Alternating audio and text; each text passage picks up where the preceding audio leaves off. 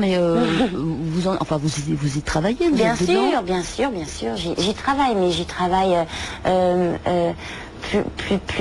petit peu plus difficilement qu'avant. J'ai un petit problème de concentration parce que j'ai une 5 ans et un 2 ans qui me court dans les pattes tous les jours et qui me font rigoler toute la journée. Donc c'est un petit problème de concentration. Mais par contre, j'aime toujours autant ça. Et puis le problème aussi, c'est qu'avant, vous savez, on servait sur un plateau d'argent. Là maintenant, j'ai découvert le plaisir d'écrire ses propres chansons.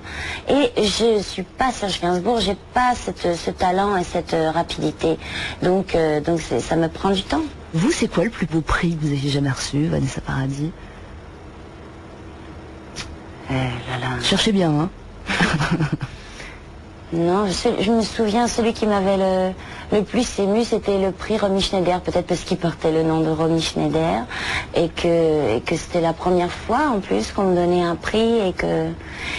Parce que oui, la victoire de la musique, c'était une belle revanche aussi, parce que on disait tellement que j'étais un petit singe savant à l'époque, je chantais comme une casserole et tout ça, et tout d'un coup j'étais la meilleure chanteuse de l'année. Comme quoi ça va vite, hein, ça bascule vite les choses, hein. Ouais, mais je sais pas, je sais pas, c'était bizarre. C'est-à-dire qu'au moment où on m'a donné ma victoire de la musique, mon album était vieux, à la limite c'était l'année d'avant que j'avais une actualité de musique à cette époque-là. J'étais extrêmement touchée, mais cette année-là, c'est l'année où Noce Blanche est sortie et où tout s'est retourné dans le bon sens pour moi. À partir de ce jour-là où tout d'un coup on m'a regardé comme ah oui, peut-être qu'elle a quelque chose d'intéressant à nous proposer, celle-là, qu'elle n'est pas juste une idiote.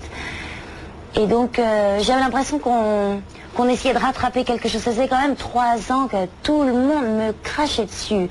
Mais pas que dans la rue, parce qu'on parlait toujours de ma difficulté avec les adolescents, les gens de mon âge ou quoi. Mais les adultes étaient pareils, les gens à la télévision, tous les gens qui sont gentils avec moi aujourd'hui, tout ça, tout le monde y allait de son plein gré. Je sais pas, c'était une espèce de sujet préféré. Comme s'il n'y avait rien d'autre à dire. Enfin, il devait franchement y avoir rien d'autre à dire, parce qu'une pauvre monde qui a 14 ans qui chante une chanson qui déferle autant de haine et autant de sujets de conversation dans les dîners, à la télévision, à la radio, partout, mais c'était honteux, c'était horrible. Et alors d'un coup, là on me donne la victoire de la musique. Je vais pas cracher dans la soupe, c'est peut-être odieux moi aussi ce que je suis en train de faire, je sais pas, je m'emballe. Mais c'est vrai que j'ai été émue, touchée, mais j'ai l'impression qu'on rattrapait quelque chose comme si quelque chose qui leur échappait, alors que ça faisait 3 ans, hein. J'avais non, 2 ans, ouais, 2 ans et demi. Je sais pas, Vous avez beaucoup intériorisé à l'époque? Ah bah oui, ouais, sauf dans des cas où je ne pouvais pas faire autrement, oui. Et du coup, vous avez somatisé? Non, parce que... Parce qu'il faut que ça sorte à un moment donné, on ne peut pas garder ça en soi. Oui, mais c'est sorti, ça sortait pas devant tout le monde, c'est tout, quoi.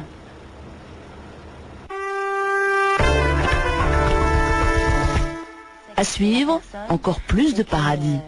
C'est terrible, j'ai envie de l'embrasser, ça fait 5 jours que je l'ai pas vu. Mais comment faites-vous? Non, c'est trop dur, sa tête est énorme, en plus j'ai l'impression qu'elle bouge vers moi.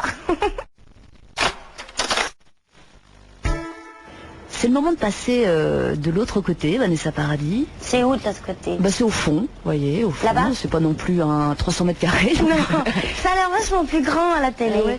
Mais c'est cosy, excusez-moi, c'est pas une critique. Non, je vous en prie. Ça. Voilà, installez-vous, c'est donc la séquence diapo. Et figurez-vous qu'il y a quelques semaines, nous recevions ici une chanteuse comédienne que vous avez croisée à vos débuts. Bouton rouge, s'il vous plaît. Vous m'entendez bien? Ouais, j'ai le truc qui est tombé, là. Vous avez le sentiment de réagir de la même façon avec Vanessa et vous face à ce qui vous arrivait dessus quand même? Je sais pas, je crois que Vanessa a beaucoup souffert, parce que moi j'ai pas vécu quand j'ai commencé, c'est-à-dire que elle a... Ah oui, ça a été dur pour elle. Ça a été très très dur pour elle, et je trouve encore plus remarquable qu'elle s'en soit sortie comme ça, quoi. C'est-à-dire, ça a été épouvantable, donc moi j'ai pas vécu ce qu'elle a vécu. Voilà Elsa, bon c'est le thème qu'on vient d'aborder.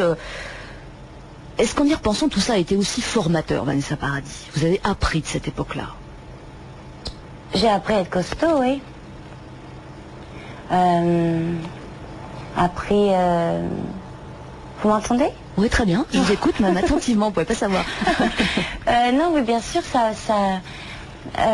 oui, appris beaucoup, appris à, comment dire, renforcer, je sais pas. À vous blinder. Oui, bien sûr, à se blinder, à être plus fort, à être plus solide, à être plus solide, plus, ouais.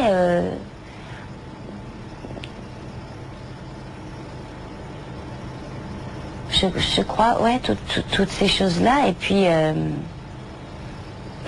certainement moins naïve, quoi. Pour le coup, l'école de la vie, elle était en pleine figure, quoi. Donc peut-être que je me suis fait moins avoir aussi, parce que j'avais perdu beaucoup de confiance. Ça se retrouve après? Bah oui, oui, bien sûr, heureusement. Oui, ça se retrouve.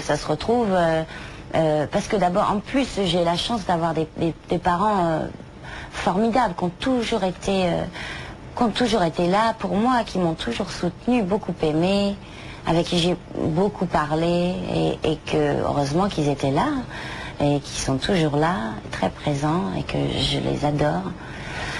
Et que après, et puis, je sais pas, à travers ça, enfin, de toute façon, c'est facile. Chaque fois qu'il vous arrive des coups durs, n'importe quel coup dur, c'est toujours là, vous savez, qu'on voit où sont vos vrais amis.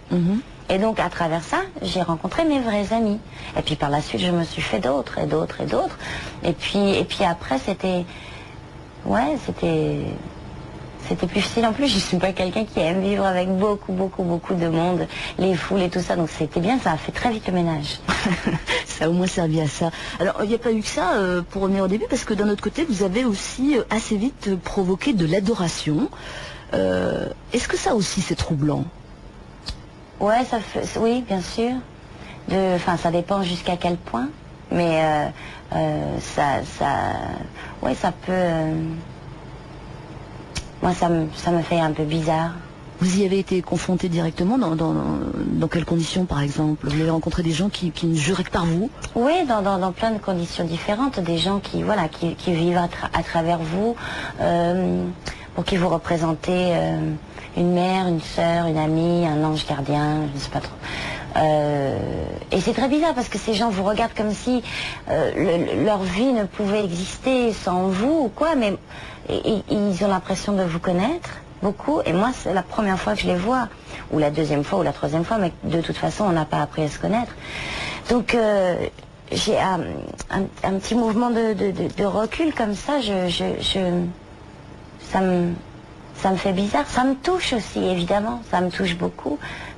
Mais ça me fait peur, et ça me rend triste aussi pour eux, parce que c'est bien mieux d'exister pour soi, pour les gens concrets qu'on a autour de soi, sur qui on peut compter.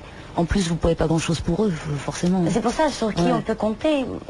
Comment dire, moi, je peux apporter du divertissement, du rêve, du voyage, quoi. Mais je suis pas quelqu'un qui peut être là au milieu de la nuit quand on a besoin.